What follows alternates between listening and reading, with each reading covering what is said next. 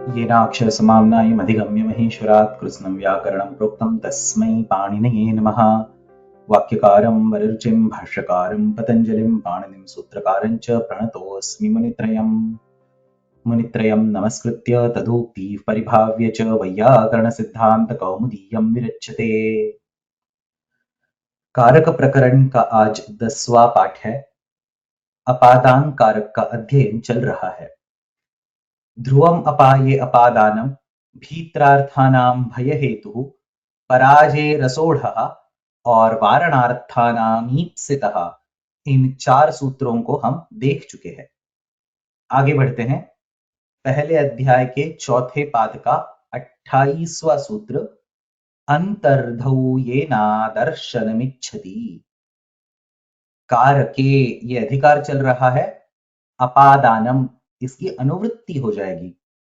सूत्र में होने वाला ये शब्द भी कारक का ही निर्देश करता है, इसलिए हम कारकेण इस शब्द का अध्याहार करेंगे।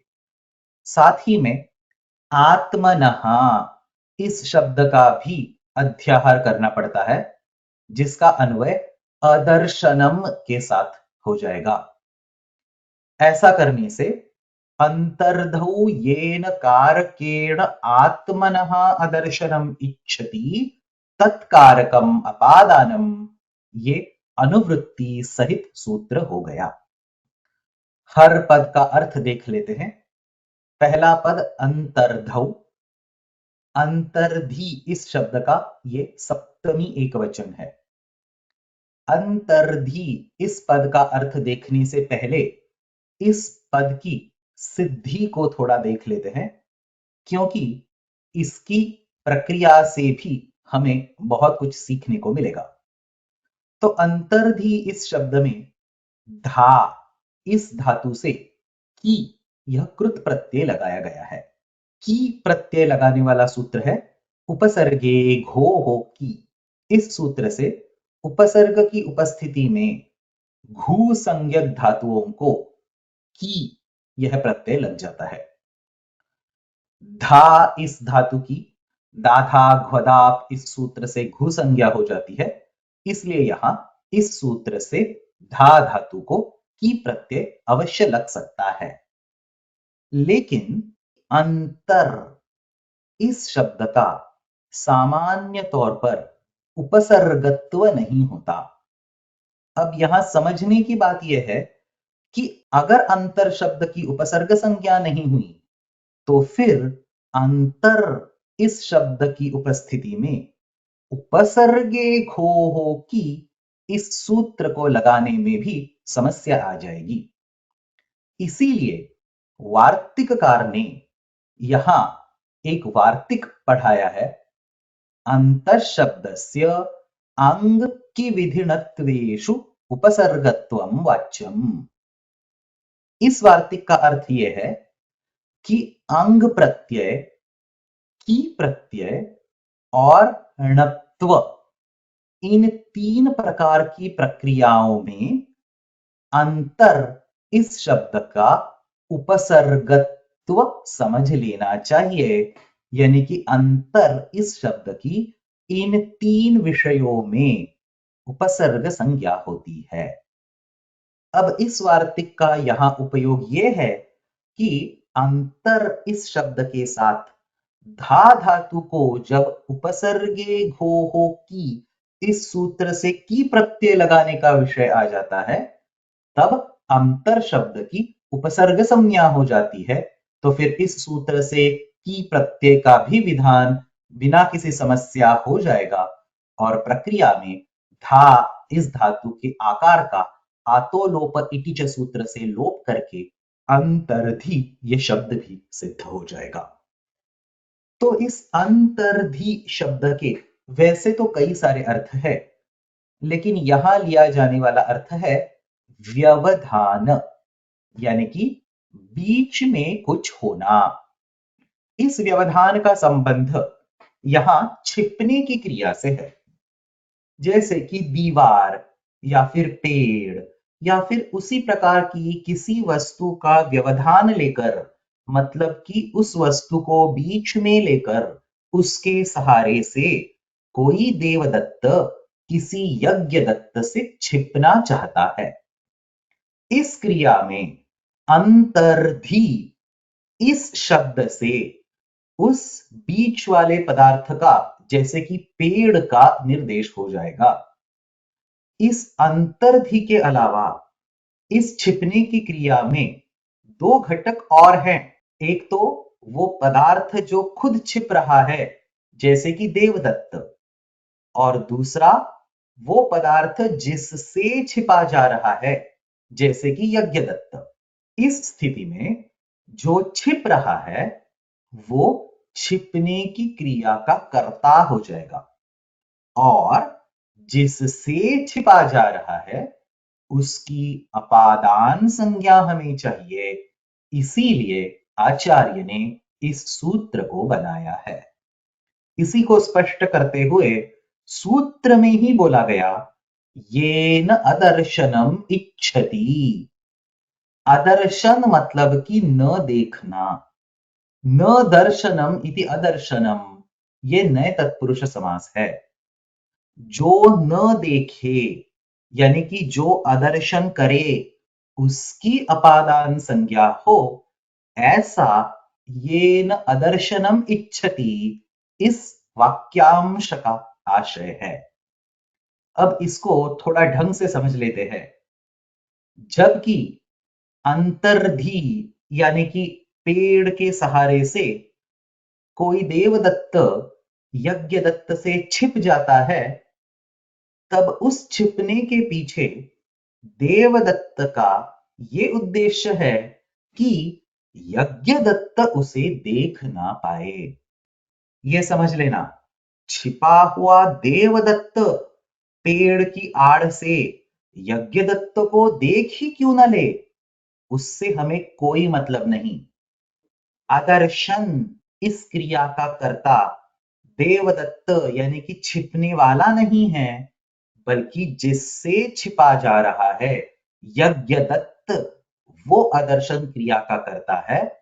उस यज्ञदत्त द्वारा आदर्शन हो, यानी कि यज्ञदत्त देवदत्त को देख ना पाए, ये देवदत्त की इच्छा है। यज्ञदत्तेन अदर्शनम क्रियेत, इसी को सूत्र में येन अदर्शनम इस अंश से दिखाया गया है। येन यानी कि यज्ञदत्तेन। किसका अदर्शन? तो छिपने वाले का अदर्शन, यानी कि देवदत्त का खुद का अदर्शन। इसलिए हमने यहां आत्मनहा ये शब्द लगा लिया। आत्मनहा मतलब देवदत्त का खुद का अदर्शन। इसलिए अब इस सूत्र का अर्थ बन जाएगा, येन कारकेण आत्मनः अदर्शनं क्रियेत इति अंतर्धायकः इच्छति तत्कारकम अपादानम। जिस कारक द्वारा अपने खुद का अदर्शन हो ऐसा छिपने वाला चाहता है, उस कारक की छिपने की क्रिया के संदर्भ में अपादान संज्ञा होती है। जैसे कि देवदत्तः यज्ञदत्तात् निलीयते। निलीयते मतलब कि छिप जाता है। ली श्लेषणे, ये दिवादिगण का आत्मनेपदी धातु है। नी उपसर्ग के साथ उसका प्रयोग करके लट लकार के प्रथम पुरुष के एक वचन का रूप बन गया निलीयते। देवदत्त यज्ञदत्त से छिप जाता है। यहां यज्ञदत्त द्वारा आदर्शन हो ऐसी देवदत्त की इच्छा है, इसीलिए अंतर्धो येनादर्शनमिच्छति इस सूत्र से यज्ञदत्त की अपादान संज्ञा हो गई। अब यहां और एक चीज हमें ध्यान रखनी है। इस सूत्र में इच्छति ये शब्द रखा गया है। इच्छति मतलब कि इच्छा करता है। कौन इच्छा करता है? तो छिपने वाला इच्छा करता है। किस चीज की इच्छा करता है? तो अदर्शनम की इच्छा करता है। इसका क्या मतलब हुआ? तो पेड़ के पीछे छिपने वाला देवदत्त यज्ञदत्त मुझे ना देखे ऐसी इच्छा करता है। ये ध्यान से सुन लो, यज्ञदत्त द्वारा असल में आदर्शन हो रहा है क्या? यानी कि छिपा हुआ देवदत्त यज्ञदत्त की नजर में सच में ही नहीं आ रहा, या फिर देवदत्त के छिपे होने पर भी यज्ञदत्त ने उसको देख लिया? इस बात से यहां कोई मतलब नहीं। यज्ञदत्तेन अदर्शनम क्रियेत इति देवदत्तः इच्छति। यज्ञदत्त द्वारा अपना आदर्शन हो ऐसी इच्छा मन में लेकर अगर देवदत्त पेड़ के पीछे छिप गया तो फिर हम ये जरूर बोलेंगे कि देवदत्तः यज्ञदत्तात् निलीयते। यज्ञदत्त ने छिपे हुए देवदत्त को देख लिया या नहीं देख लिया, ये बात यहां बिल्कुल मायने नहीं रखती, बल्कि देवदत्त की यज्ञदत्त द्वारा न दिखाई जाने की इच्छा यहां मायने रखती है। ये स्पष्ट करने के लिए यहां सूत्र में इच्छति ये पद रखा गया। चलो व्याख्यान देख लेते हैं। पहले काशिका।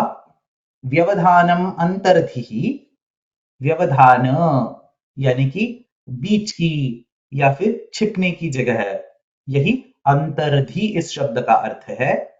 अंतर्धि निमित्तम येन अदर्शनम आत्मनः इच्छति तत्कारकम अपादान संज्ञम भवति। बीच वाली यानी कि छिपने की जगह को निमित्त मानकर, यानी कि उसके सहारे से छिपने वाला खुद का जिसके द्वारा आदर्शन चाहता है, उस कारक की अपादान संज्ञा होती है। जैसे कि उपाध्यायात अंतर्धत्ते। उपाध्याय यानी कि शिक्षक खुद को ना देखे इस इच्छा से छात्र जब छिप जाता है तब हम बोलेंगे छात्रः उपाध्यायात अंतर्धत्ते, या फिर छात्रः उपाध्यायात निलीयते। अंतर्धत्ते इस शब्द में धा इस धातु के आत्मनेपद के लट लकार का प्रथम पुरुष एकवचन है। उसी तरह से निलीयते इस शब्द में ली इस धातु के आत्मनेपद के लट लकार का प्रथम पुरुष एकवचन है। दोनों का अर्थ एक ही है, छिपना। उपाध्यायात निलीयते, उपाध्याय ना देख ले इस हेतु से, इस इच्छा को मन में लेकर छिपता है। यहां थोड़ा सा व्याख्यान कैसे लिखा है ये देख लो। उपाध्यायान निलीयते, यहां नकार दिख रहा है लेकिन असल में यहां तकार है। इस तकार का यरोनुनासिके नुनासिको वा इस सूत्र से नकार बन गया, अनुनासिक संधि बोलते हैं। तो उपाध्यायात निलीयते, यहां संधि होने के बाद उपाध्यायान निलीयते ये प्रयोग बन गया। इस उपाध्यायात निलीयते वाक्य का आशय काशिकाकार आगे स्पष्ट करते हैं। माम उपाध्यायः द्राक्षीत इति निलीयते। मुझे उपाध्याय देख ना पाए इस इच्छा से छिप जाता है। माम उपाध्यायः मा द्राक्षीत, यहां दृश्य धातु के लुंग लकार का प्रथम पुरुष एक वचन अद्राक्षीत ये प्रयुक्त किया गया है। मांग इस अव्यय की उपस्थिति में मांगी लुंग इस सूत्र से सिर्फ लुंग लकार का ही प्रयोग हम कर सकते हैं, इसीलिए यहां लुंग लकार आ गया। और वहां भी अद्राक्षीत इसकी जगह आकार के बिना द्राक्षीत इस शब्द का प्रयोग हुआ, क्योंकि नमांग योगे इस सूत्र से यहां अडागम नहीं होता। चलो आगे देखते हैं। अब काशिकाकार हर पद की क्या जरूरत है ये समझा रहे हैं। अंतर्धौ इति किम? चौरान न दिदृक्षते। दिदृक्षते मतलब कि द्रष्टुम इच्छति। चौरान न द्रष्टुम इच्छति। चौर को न देखने की इच्छा करता है। यहां थोड़ा समझना पड़ेगा। देवदत्त की मूल इच्छा यह है कि उसे चोर ना देखे, यानी कि चोरों से उसका आदर्शन हो। उसके लिए अगर देवदत्त किसी अंतर्धी का सहारा लेकर छिप जाता है तो फिर चोरों की अंतर्धो येना दर्शनमिच्छति इस सूत्र से अपादान संज्ञा होकर देवदत्तः चौरेभ्यः निलीयते, ये प्रयोग बन जाएगा। लेकिन अगर देवदत्त ने अंतर्धि का सहारा ही नहीं लिया, बल्कि उसने सिर्फ ये चाहा कि यहां चोर ना आए और फिर मुझे वो ना देखे, तो फिर अंतर्धौ येना दर्शनमिच्छति इस सूत्र का प्रयोग नहीं हो सकेगा। यही बात काशिकाकार चौरान न दिदृक्षते इस उदाहरण से स्पष्ट कर रहे हैं। देवदत्त ये चाहता है कि चोर वहां न आए जहां वो है। इसका मतलब है कि वो खुद भी चोरों को न देखने की इच्छा करता है। चोर अगर वहां नहीं आए और देवदत्त ने चोरों को नहीं देख लिया, तो फिर चोरों ने भी देवदत्त को नहीं देख लिया, ये उससे प्रमाणित हो जाएगा। ये सब यहां आशय है। यही आशय न्यासकार ने और भी स्पष्ट किया है। चौरान न दिदृक्षते इति। अत्र यहा चौरान न दिदृक्षते इति सः तैः आत्मनः आदर्शनमिच्छति न तु अंतर्धि निमित्तं किंतु उपघात निवृत्त्यर्थम।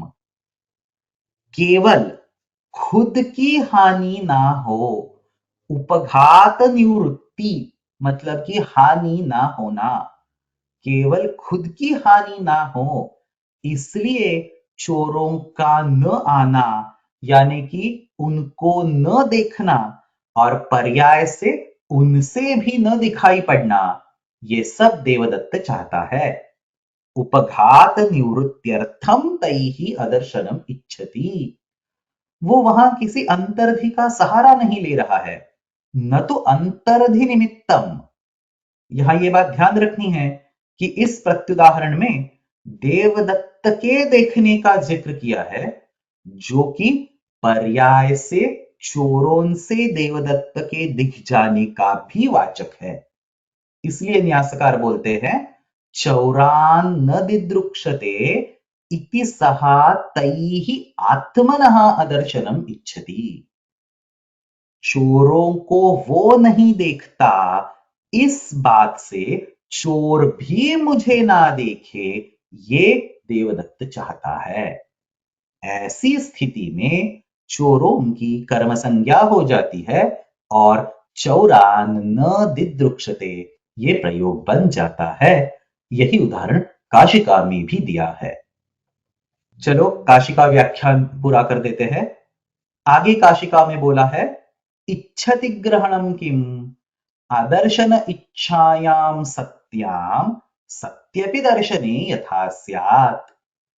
इच्छति इस शब्द का ग्रहण इस सूत्र में इसलिए किया है कि आदर्शन की केवल इच्छा मात्र होने से भी, यानी कि असल में दर्शन हो भी गया तो भी अपादान कारक लाने में कोई समस्या ना हो। यानी कि उपाध्याय मुझे ना देखे इस हेतु से अगर छात्र छिप गया, तो फिर उपाध्याय ने उसे देख भी क्यों ना लिया हो, हम छात्रः उपाध्यायात् निलीयते ये प्रयोग अवश्य कर सकते हैं। यही सब बातें सिद्धांत कौमुदी में भी बताई हैं। व्यवधाने सति यस्य कर्तृकस्य आत्मनः अदर्शनस्य अभावम् इच्छति तद अपादानम स्यात्। अंतर्धी व्यवधान, बीच में होने वाली वस्तु की सहायता से खुद का जिससे दर्शन ना हो ये करता चाहता है, उसकी अपादान संज्ञा होती है। मातुः निलीयते कृष्णः, मां अपने को देख ना ले इस हेतु से कृष्ण छिप जाता है। अंतर्धौ इति किम, चौरान न दिदृक्षते, चोर उसे ना देखे इसलिए वो खुद भी चोरों को नहीं देखना चाहता। यहां अंतर्धि का विषय नहीं है तो फिर अपादान कारक भी नहीं होगा। इच्छति ग्रहणम किम, अदर्शन इच्छायाम सत्याम सत्यपि दर्शने यथा स्यात्। काशिका का वाक्य जो कत्यो यहां कौमुदी में भी रखा है। अब अंत में भाष्य देख लेते हैं। अपादान कारक के बाकी सारे सूत्रों की तरह यहां भी भाष्यकार ने बोल दिया अयमपि योगः शक्यः अवक्तुम। कैसे? देवदत्त जब ये सोचता है कि यज्ञदत्त मुझे ना देखे तो वहां वस्तुतः देवदत्त यज्ञदत्त की नजर से दूर हो जाने का निश्चय अपनी बुद्धि में कर लेता है। तो यहां भी अप्रत्यक्ष रूप से अपाय यानी कि दूर होने की क्रिया आ ही गई। इस तरह से यहां उपात्त विषयक अपादान दिखाई दिया जो कि ध्रुवम अपाये अपादानम इस सूत्र से ही परिगणित है। यही बात भाष्यकार स्पष्ट कर रहे हैं। पश्यति अयम, पश्यति अयम मतलब सोच लेता है या फिर आगे होने वाली चीजों को मन में देख लेता है। पश्यति अयम यदि माम उपाध्यायः पश्यति ध्रुवं मे प्रेषणम उपालंभो वा इति। कोई छात्र सोच रहा है अगर अध्यापक मुझे देख ले तो अवश्य ही मुझे डांट लगा देंगे, मेरे दोष दिखा देंगे। तो ऐसा सोचने पर वो छात्र बुद्धि में ही आचार्य से दूर होने का निश्चय करता है और उस बात को सच करने के लिए फिर छिप जाता है। सह बुद्ध्या संप्राप्य निवर्तते तत्र ध्रुवम अपाये अपादानम इत्येव सिद्धम। तो वहां ध्रुवम अपाये अपादानम इस सूत्र से ही अपादानत्व सिद्ध होने से अंतर्धौ येना दर्शनमिच्छति इस सूत्र की कोई जरूरत नहीं। इस तरह से अंतर्धौ येना दर्शनमिच्छति इस सूत्र का भी भाष्यकार ने प्रत्याख्यान कर दिया।